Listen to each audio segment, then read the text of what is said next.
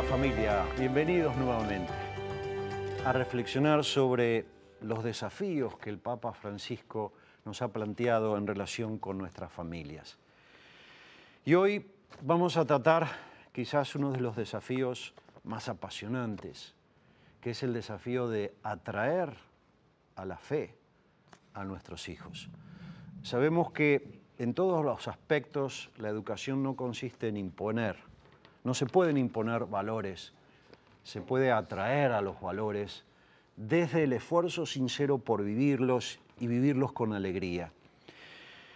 Para tratar este desafío de la educación en la fe de nuestros hijos, he buscado dos matrimonios, voy a hacerle dos entrevistas a dos matrimonios, que yo he visto sus frutos.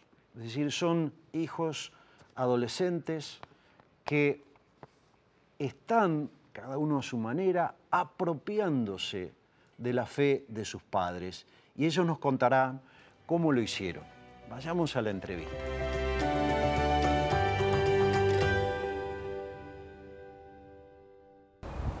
Hola, nos encontramos con el matrimonio Ibáñez Hermida, Gaby y Juan. Tengo el gusto de conocerlos ya hace 4 años. Están casados hace 30, tienen 3 hijos y una nieta, y compartiendo diversos momentos con ellos he podido palpar que realmente han podido transmitir la fe a sus hijos, que ya son todos veinteañeros. Gaby y Juan, muchísimas gracias, y quería hacerles esa primer pregunta, porque sé que cuando yo los invité al programa, hablaron con sus hijos y ellos les transmitieron qué es lo que les había servido para apropiarse de la fe. ¿Nos pueden contar acerca de eso? Bueno, primero, gracias por la invitación y por compartir gracias por invitarnos. Este espacio. Al contrario, ustedes. Pues hablando con nuestros hijos, nos decían que lo que ellos creen que fue más importante fue la coherencia de vida. Yo creo que en nuestro caso fue muy importante la conversión de Juan, o sea, el ejemplo de Juan, que siempre mis hijos lo vieron, digamos, en las familias es más frecuente que la mujer sea la abanderada de la fe, y yo creo que para los hijos es muy impactante que sea el hombre el abanderado de la fe, y entonces esa coherencia de vida en los sacramentos, en la oración y en el disfrutar de los espacios de fe, porque de chiquitos íbamos a retiros, íbamos a encuentros, ellos dicen que nos veían sirviendo a otros, íbamos a misiones. Entonces todas esas experiencias de compartir, donde había otras familias con hijos de las mismas edades, donde nos divertíamos, donde no era una cosa obligada ni forzada, sino que era una experiencia de vida, ellos dicen que los marcó. Pienso que efectivamente lo que están diciendo es que ellos han mamado, experimentado lo que es la esencia del cristianismo, que es el amor, ese es el servicio. ¿Y qué piensan ustedes de lo que dicen sus hijos? Pues es muy interesante ver el punto de vista de ellos, de cómo ellos lo reciben, de lo que uno trata de transmitir. Sobre todo en lo que decía Gabriela, no solamente en la coherencia, sino en participar activamente en la comunidad cristiana, o sea, en el servicio, en salir. Pero una de las cosas que ellos dicen es, hablan de la libertad, o sea, de que nosotros siempre también les dimos la libertad de poder elegir, de poder participar o no de los sacramentos o de las actividades. Pero una de las cosas que uno tiene que tener claro como papá es que tiene que tener un justo medio entre dar libertad y llevarlos con una buena rienda. O sea, no puede ser total libertad ni puede ser total obligación. Sí. Digamos que creo que un poco el juego es, claro, tú eres libre, pero fíjate que tú te lo pierdes. Entonces es presentarlo de una forma tan tentadora que si tú no vas, pues qué lástima, nos vas a hacer mucha falta, pero sobre todo tú no lo vas a vivir, tú no lo vas a tener. Entonces esa sensación de cómo todos lo van a vivir y yo no, muchas veces era el motivo para que fueran, ¿no? cuando los papás empiezan en esta pelea de la misa sí o no, y obviamente que también la tuvimos, sobre todo con la menor, porque ella fue la que primero se acercó y luego se alejó un poco con un noviecito que tuvo, y el juego era, pero es que la misa, tú no le estás haciendo un favor a Dios por ir a la misa. ¿Te das cuenta todo lo que tú dejas de recibir si no vas? Entonces ahí les queda un poquito la semilla sembrada de que es un regalo para mí. O sea, yo a Dios ni le quito ni le pongo. Él obviamente prefiere que yo vaya, pero si no, yo soy la que me lo pierdo. Y por otro lado, quisiera agregar a eso que una de las cosas que ellos tratan es de empujar el límite, de jalar la cuerda a ver en qué momento se rompe, a ver si uno tiene la fe lo suficientemente sólida de continuar a pesar de que ellos no continúen, o si uno va a ser a favor de ellos.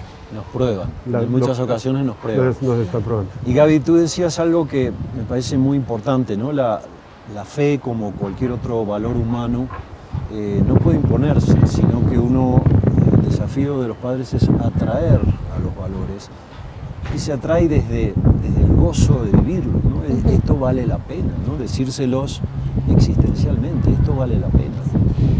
Ustedes sé que han tenido una experiencia como familia muy rica, que es ir a misionar. Han acompañado a sus hijos en misiones, en Semana Santa.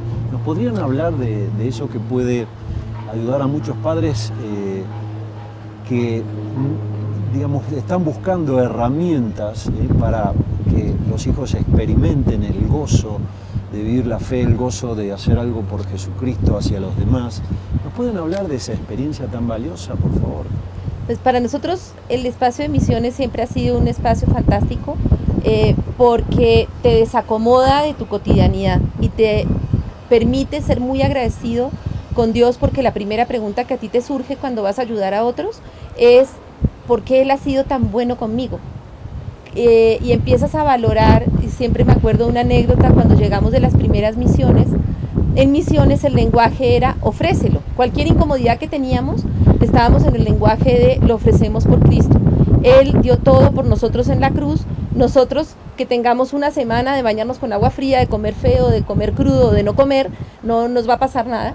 Ofrécelo. Entonces cuando volvimos de misiones, abrimos la puerta y Juan se para y dice, un momento, les quiero advertir, de hoy en adelante en esta casa vivimos en misiones permanentes. Entonces todos dijeron, ¿y eso qué quiere decir? Que cualquier incomodidad la ofrecemos. Y entonces eso nos quedó como una anécdota en la casa, que era, o sea, esa es la actitud con la que un cristiano tiene que vivir. Si las cosas son muy buenas, doy gracias. Si las cosas son muy malas, las ofrezco y digo, no entiendo por qué las tengo que vivir, pero en todo caso te las entrego. Y eso dio una dinámica muy simpática, y hoy en día pues nos reímos acordándonos de Juan en la entrada a misiones, todos cansados después de una semana, esperando bañarnos con agua caliente y comer una hamburguesa así de grande, y dice, de hoy en adelante vivimos en actitud de misiones, ¿no? Y eso marcó. Gaby, Juan, los he visto marchar a las misiones y los he visto regresar de las misiones. Y el recuerdo que siempre tengo es verlos muy felices. Sin duda, para misionar hay que dar, ustedes dan su tiempo, comodidad, o mejor dicho, la incomodidad, ofrecen la incomodidad. Pero ¿qué reciben? ¿Qué se traen de las misiones? ¿Tú o yo? Pues yo creo que es parte de lo que dice la palabra, de que uno recibe el 100 por 1 de lo que da. Y es eso exactamente lo que uno recibe en misiones. Uno siente que va a ir a ayudar a la gente a misionarlos y uno sale misionado. Es mucho más de lo que uno recibe, de lo que uno da. Y es una recompensa muy grande. Entonces nuestras vacaciones, que eran típicamente de Semana Santa, dejaron de ser vacaciones para volverse solamente misiones, toda la familia. ¿Qué es lo que hacen en una misión? Mira, en misiones estamos con la gente, cada misión es diferente, hemos estado con distintos grupos. La última vez, te voy a contar, estuvimos en unos pueblitos que no tenían ni acueducto ni alcantarillado, y fuimos con niños desde 3 años, el mayor tenía 60 y pico, el nuncio nos acompañó, fueron 3 sacerdotes más, y lo que hicimos fue ir a veredas muy apartadas, a sitios muy apartados, donde les llevamos los oficios de Semana Santa. Veredas, acá aclaramos que son barrios pequeños. Como, ¿no? sí, como campestres. caseríos, Exacto. en la mitad, en sitios muy apartados, donde no tienen iglesia, en algunos lados. Entonces, en uno de los sitios se donó el techo, la estructura para una iglesia, en otro se donó una biblioteca, y los mismos niños misioneros fueron los que hicieron el trabajo junto con los niños de la comunidad. Entonces es intercambiar con comunidades muy poco favorecidas, donde venimos llenos de testimonios de la presencia de Dios, de la gracia de Dios y del amor en las otras personas, y donde nosotros les damos pues lo poquito que tenemos para llevarles, pero sobre todo el intercambio para los jóvenes y los niños es de una riqueza infinita, darse cuenta de otras realidades. Entonces llegamos muy llenos. ¿Tú cuentas la anécdota del Evangelio? Sí, pero antes de la anécdota del Evangelio, creo que lo que más impacta es que los jóvenes y uno se desacomoda de lo que tiene y empieza a recibir una generosidad en alegría de la gente, en lo que te dan, lo que te brindan para comer, para tomar. Que impacta mucho, porque es gente que no tiene nada. Una vez una de nuestros hijos llegó una de las hijas, llegó muy impactada porque habían ido a visitar a una viejita que tenía una gallina, y al otro día las invitó a almorzar, y cuando llegaron la gallina no estaba. Con la gallina les hizo la única que tenía, y les hizo la comida a las 8 misioneras. Y ellas decían: mamá, yo no me podía comer eso de pensar que ella nos había dado todo, nosotros dábamos un poquito y ella realmente nos había dado todo, ¿no? Como la viuda en la iglesia, como decían que antes, da la única moneda. Es experimentar el amor. Es ¿no? experimentar el amor y el intercambio y el gozo de compartir con otros. Y también los he escuchado comentar que uno palpa la providencia, ¿no? La acción de Dios, porque es desproporcionado lo que uno logra respecto de lo que hace, ¿no? Él pone el incremento. Sí. Pone el incremento. Sí, uno pone un poquito y encuentra increíble. Gaby, tienes unos segundos para darle un mensaje a padres, a familias que quizás hoy no están viendo los frutos de eso que quieren, que es acercar a sus hijos a la fe, a que se encuentren con Dios. ¿Qué les dirías? Pues yo les diría que nunca pierdan la esperanza, que la oración y la coherencia de vida se vive día a día y no es una vez con un sermón. Hay que tener fe que Dios tiene una pedagogía con cada uno, y que así como tuvo la misericordia de hacerse realidad en mi vida, va a tener la misericordia de hacerse realidad en la vida de mis hijos. Y la oración de un papá y de una mamá nunca es desatendida. Así que la obra no está terminada. No pierdan la esperanza, siempre mantengan la fe, siempre mantengan viva la llama del amor de Dios en sus vidas, para que sus hijos realmente algún día lo experimenten. La historia no se termina acá, la historia sigue, y todos tenemos tiempo de convertirnos justo hasta el minuto final. Gaby, Juan, gracias por su tiempo, gracias Cristian, por su gracias. testimonio. Gracias por la invitación. Y a ustedes gracias por acompañarnos.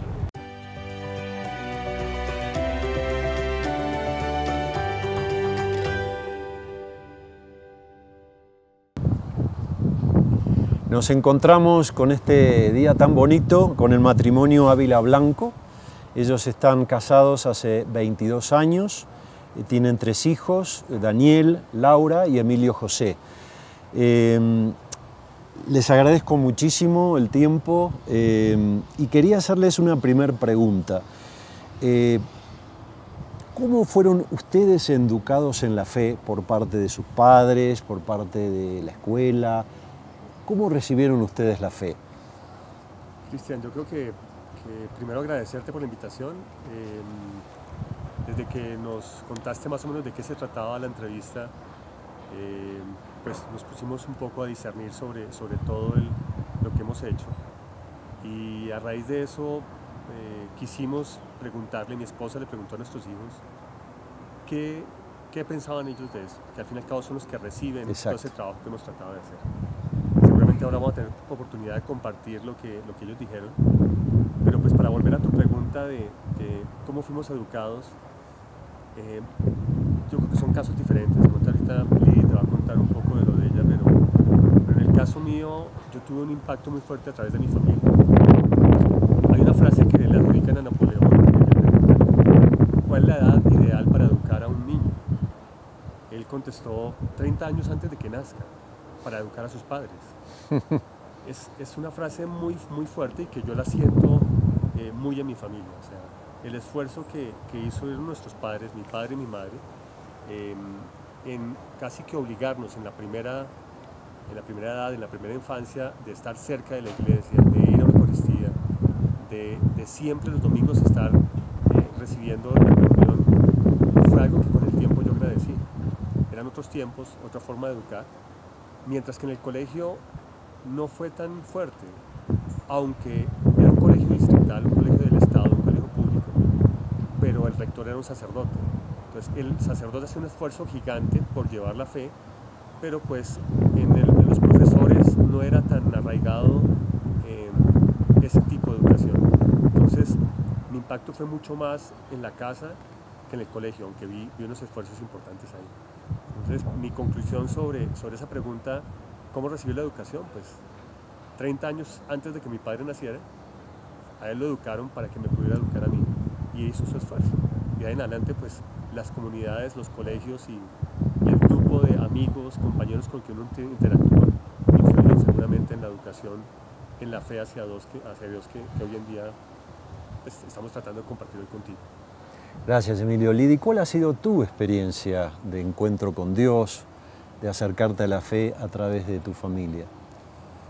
En ese esfuerzo que hacen los papás por darnos lo mejor que ellos tienen con las herramientas y en el escenario en el que ellos se encuentran, este complemento casa-colegio ha jugado un papel muy importante. Yo soy hija de María Auxiliadora, tuve la bendición de educarme en un colegio salesiano y allí la fe, allí la formación espiritual y ese espacio de 5 minutos a la hora del recreo para ir a saludar a la Virgen, escaparse de las rondas infantiles para acercarse a la capilla y saludarla, jugó un papel importante en mi infancia. Y creo que esas son esas cosas que te acompañan toda la vida, que tal vez en ese momento no te das cuenta de la trascendencia y de la importancia que tiene, pero que hoy, muchos años después, recojo y veo cómo fue un acierto. Y desde allí hay una compañía clara y un trabajo importante que hacen los papás desde la casa y que se complementa en escenarios que ellos propician fuera del hogar para que tú encuentres como esa suma que te lleva a una conexión personal, que es ese encuentro con Dios. ¿Para qué es importante transmitirle la fe a los hijos? Esa pregunta, Cristian, yo creo que yo la resolví no hace mucho tiempo, entendiendo que nosotros venimos del Padre, que nosotros venimos de Dios, que vivimos en este espacio, yo creo que para ser felices, para ayudar a otros, para aportarle a otras personas, pero al final hay que volver al Padre. ¿Para qué educar a nuestros hijos en la fe? Para que vuelvan al Padre. Creo que ese es el final de lo que esperaríamos de un trabajo bien hecho en la fe. ¿Y qué frutos ustedes pueden ver hoy en sus hijos, ¿no? ¿Qué experiencia ellos tienen del esfuerzo que ustedes han hecho para acercarlos a la casa del Padre, para generar las circunstancias a que se encuentren con Dios? ¿Qué dicen ellos? Ok, mira, a propósito de lo que te mencionábamos hace un momento sobre cómo el colegio y cómo la casa impactan ese camino y ese recorrido de vida, le hicimos esa pregunta a nuestra hija. Nuestra hija tiene 16 años y esto fue lo que nos compartió. ¿Lo tienes ahí? Sí, sí, sí. O sea, vas a leer textual lo que dijo. Voy a leer textual Qué lo que bien. nos escribió. Ustedes fueron los primeros en presentarme a Dios y poco a poco fueron contándome de Él y respondiendo mis preguntas. Pero pienso que el colegio tuvo un impacto en mi educación religiosa que me inculcó por completo en el entendimiento de quién es Dios, cómo fue su vida, reglas, sacramentos. Además, que ustedes hayan estado de acuerdo con lo que me enseñaban en el colegio, me ayudó a que hubiera más coherencia entre lo que decían en el colegio y lo que vivía y hablaba con ustedes. Me ha servido para crecer como persona, ir tras un camino de amor y verdad, saber que a pesar de los errores, siempre tengo a dónde volver y alguien con quien contar. Aunque yo me quejaba que era demasiado en el colegio, estar lejos de eso me ha hecho también darme cuenta que sí lo quiero y me hace falta, que ahora que no lo tengo todos los días, tengo que buscar mi camino a Dios y seguir a su lado. Lo que aprendí de Dios y nuestra religión me ha ayudado a responder preguntas de mi fe y así estar firme en ella y no dudar en cambiar de opinión. Me ha ayudado a estar firme con lo que pienso y no solo en aspectos religiosos. Y es importante aquí contextualizarte en que nuestra hija hace 2 meses tomó la decisión de ir a estudiar fuera del país, está estudiando lejos y está solita con las herramientas que le dimos en la casa y con lo que ella reconoce la importancia del colegio, reafirmando su fe. Y puede sonar un poco paradójico, lejos se ha encontrado más cerca de Dios, de su casa, en comunión con su propio corazón, ¿no? Es que está en un contexto que, por lo que me has contado, no es claramente cristiano, ¿no? Entonces ha tenido el desafío de defender su fe, ¿no? Y lo ha hecho muy bien, con muchos argumentos y también con dolor, ¿no? Al ver ser criticada su fe. Creo que eso también es comunicativo, ¿no? Aunque uno no tenga todos los argumentos, el que otra persona ve que vive su fe, que la tiene, que es parte de su corazón, me parece que también es muy comunicativo. Tienen un hijo que creo que ha estado en el Encuentro Mundial de la Juventud. ¿Cuál ha sido su experiencia? ¿Tienes también el testimonio de él? Sí, claro. ¿Nos podrías contar, por favor? Mira, Daniel tiene 22 años. 22. 22 años. Y yo creo que él ha sido una persona que personalmente me ha impactado a mí en la fe. Siempre ha sido un muchacho que, como decimos aquí en nuestro país, no traga entero. Él siempre ha cuestionado y siempre ha querido unos argumentos válidos. Pero asimismo, él es el que me ha acercado más a mí a la fe. Él es el que me ha dado, bueno, tratando de educarlo, él me ha venido también educando a mí. Eso es lo lindo de cuando tú haces una familia, cuando a pesar de, como decía Laura, comete uno errores, ellos cometen errores, todos como humanos cometemos errores. Mientras que tú tengas tu fe sólida, siempre vas a encontrar un Dios misericordioso que te ayuda a reaccionar y a estar al lado de él. Daniel tuvo dudas en su fe, en su momento.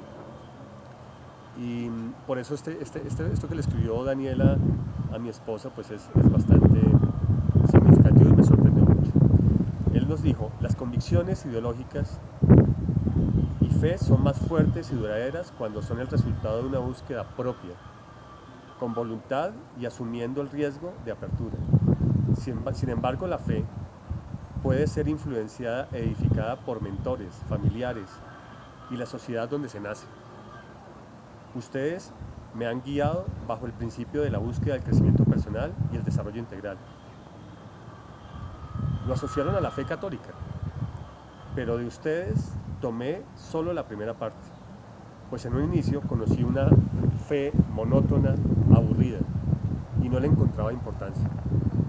Sin embargo, me encaminaron a conocer grupos de jóvenes católicos y aventurarme a la Jornada Mundial de Jóvenes. Estas y otras experiencias personales hicieron que yo formara mi criterio propio. Conocí la fe desde mis preguntas. Busqué respuestas con compañeros, sacerdotes y familia. Al final descubrí algo muy valioso para mí y lo apropié. Finalmente pienso y creo que con mi familia estamos de acuerdo en que no hace falta ser religioso para ser una buena persona, ni pertenecer a un credo para llegar a la vida eterna.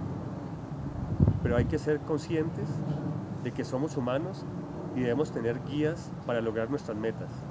Por eso escogí la Iglesia Católica, pues creo que su labor y promesa hasta el final de los tiempos.